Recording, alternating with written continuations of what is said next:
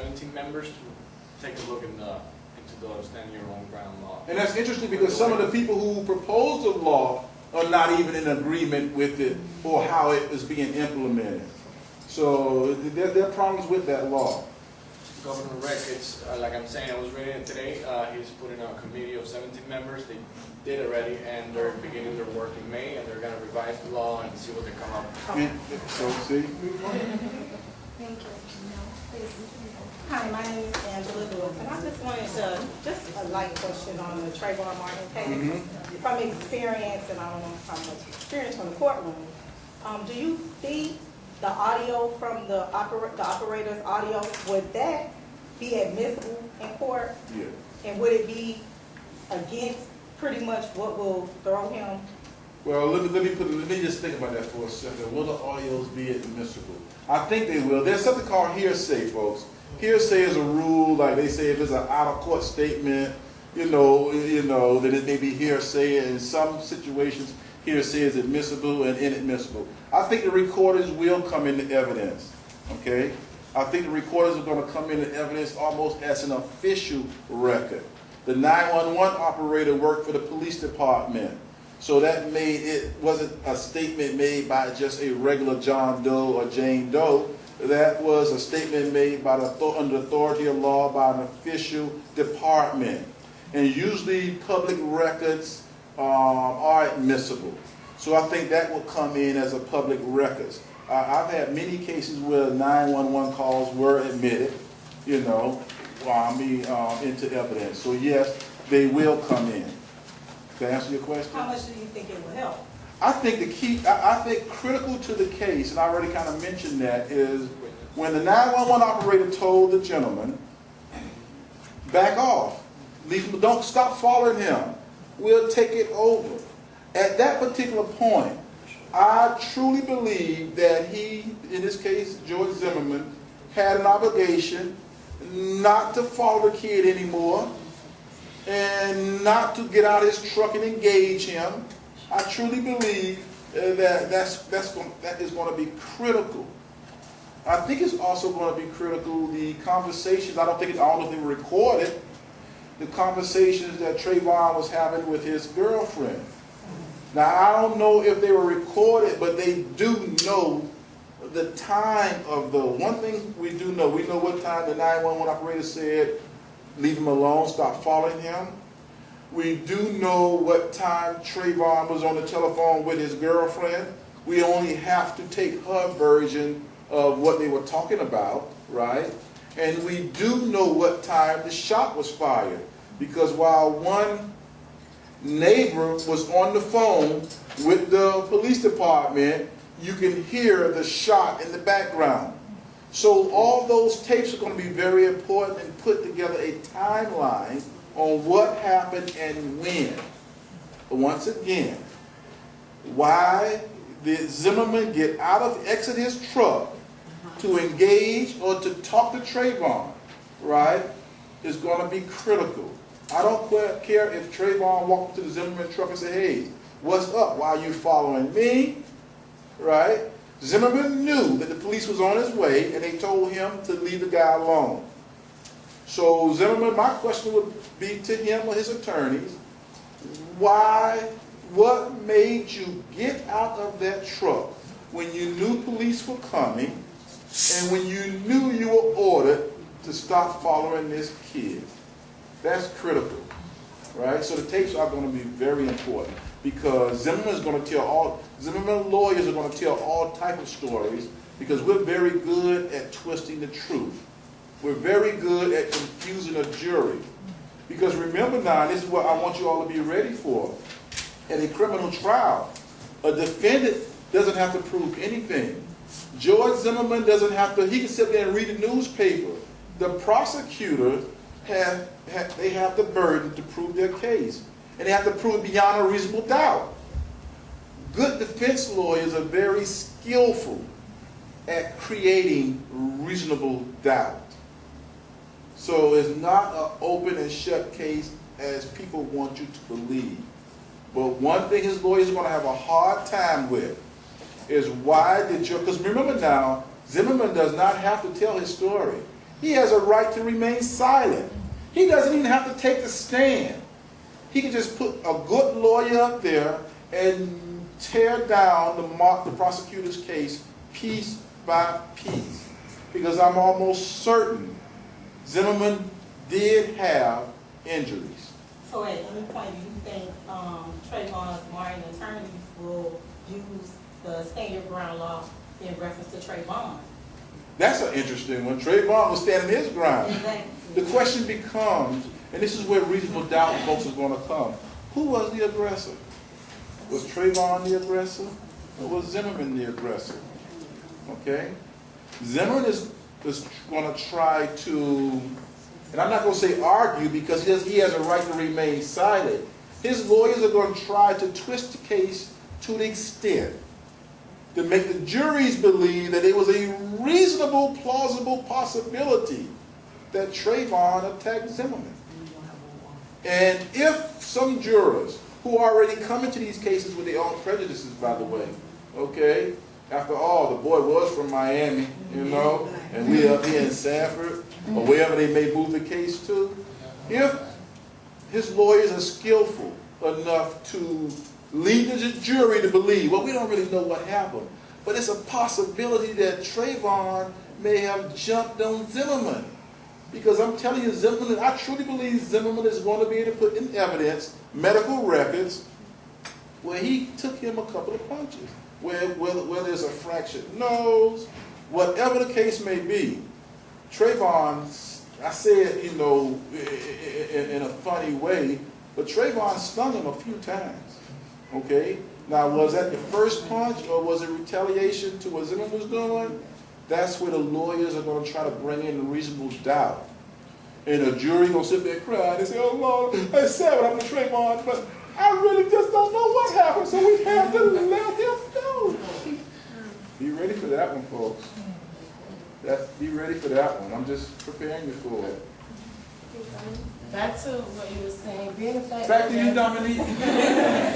being the fact that there is so many emotions and so much hostility in the case, do you think there will be a change of venue? Yes, I think, well, I know Zimmerman's defense lawyers, first of all, want to change the judge. Right, they're already seeking to change the judge. I think they did already. Right, trying to get judge recused, thank you. And I think he may seek to change the venue. Personally, I would not. Right? I personally would not change the venue because I know the demographics are where they are.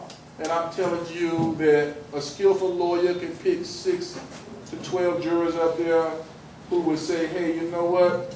If I was Zimmerman, I would have done the same thing. You know, so what you do? You change the case to Tampa. You bring it to Miami where you have a more balanced, you know, minority population. Or do you keep it up there in an area where you 100% guarantee an all-white jury? So these are strategies. So should it be a change of venue? The lawyer, if the defense lawyer requests a change of venue, he'll probably get one. But where do you go in the state of Florida and you haven't heard about this case? But can the state do a change of venue, or only the defense can do it? Only defense. Okay.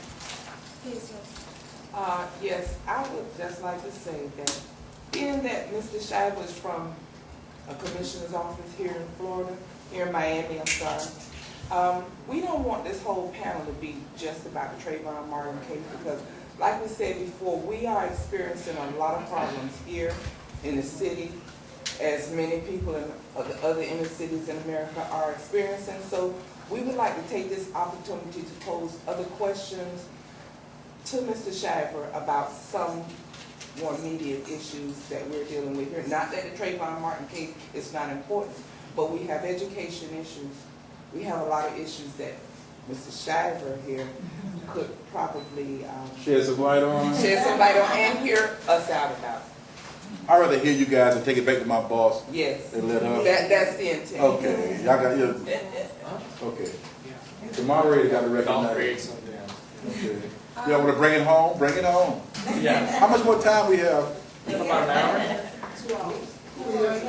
Am I paying for parking? As a class,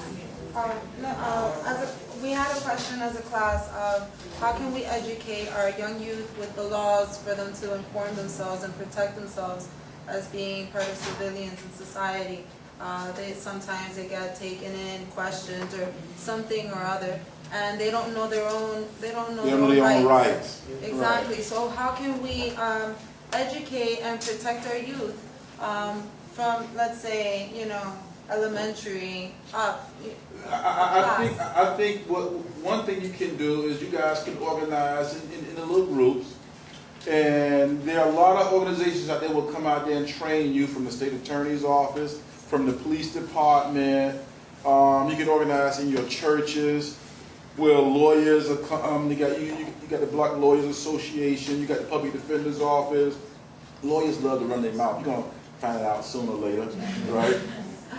And we love to come and explain and tell you how smart we are and how much law we know. So what you can also do is you can have people come out to your classes and be specific too. What our people need to know is, first and foremost, how do you react when you come in confrontation with a police officer? The police officer, you got to know what the police officer's rights are, right? A police officer, there are only a certain situations where they can encounter you. We need to have like workshops. Maybe community college may want to sponsor a workshop with police or with lawyers just to deal with police encounters. What's your rights? How do you deal with it? I'm almost certain your response that comes out your mouth, your first response, makes a difference on how that police officer perceives you. They have the authority to take your life. And so we can be big and bad and say, hey man, I know I ain't do nothing wrong. I'm sitting up here, you come bother me. That sounds all good and that may well be right. But the man has an authority under the cover of law to kill you. And so there should be workshops on police encounters. Because there are legal ramifications. By the way, police officers are human too. And they break the law. All of them are not racist. Some of them are just downright incompetent. Okay? They're just incompetent. And you can train them and train them and train them, and they still do it wrong. So we need to you can have it through your churches. You can have it through the colleges. You can have it through youth organizations, where you invite people out to deal with just these issues. Then you can also put pamphlets out. It's very important I can't stress you enough, police encounters. Civilians, when police encounter a civilian, let it be a black male, let it be an Hispanic, you need to know your rights. And then you also need to know how to act, and so. George, I just wanted to add about the case of Trayvon. Recently, in the past few days, I think another young Latino male passed away from West Miami. Right. I think his name was George Salgado, that he was apparently on any type of drugs, and the police got there to the scene, about 17 police officers, and he passed away just by the use of tasers. So, right. And that's another case that has not been discussed enough by the news as much as the Trayvon case, and it comes to a reference as well with the color issue and with the police brutality that we're experiencing from the police departments. It's not just in Liberty City, it's in West Miami, it's everywhere. And that's why I think it should be a blog or maybe a section of Miami Times just on these type of incidents. Without taking a position, just letting people know that these things happen and just not happening in the black community. And that's one of the things I mentioned about where you go from Trayvon. Maybe it should be a database, so people around the country, you all connect. It's happening all over. I mean, there's so many cases. There's so many cases. But police officers, police departments have, like anybody else, incompetent employees. Just like you use this corrupt word, you know, some people just, you gotta understand, I think it goes into the hiring process. You know, when you hire these officers and you take them through all these psychological tests, right? You're supposed to weed out certain personalities that are inconsistent with being a good police officer. Some of them still get through. Some of them are just scared too. You know, you got some of these kids who are police officers who you probably used to get beat up when they were children. So now they got a gun, right, and a little authority. And so, you know, and that could be a tough situation. So it's not a simple situation. Don't forget on the other side, though, you ready for this? It's always wise to know how to deal with them when you're in their presence. You know, that makes a big difference. Never run. I'm convinced you run, you're getting your butt whooped. But now you got to make them run. Some of them are already on steroids. You know? So when they catch you, you know, they even forget the helicopter up there with the camera. They're going to put their knee in your back. They're going to punch you. And I'm going to tell you something else before we go to the next question. The federal law says this when it comes to excessive force. The law says that you can't, once an individual is in handcuffs, you can't beat them. But you know, they put you in handcuffs and they drop that, you see them, they drop that knee on your back, you know, and then you look around, you start seeing them, you right there welling out.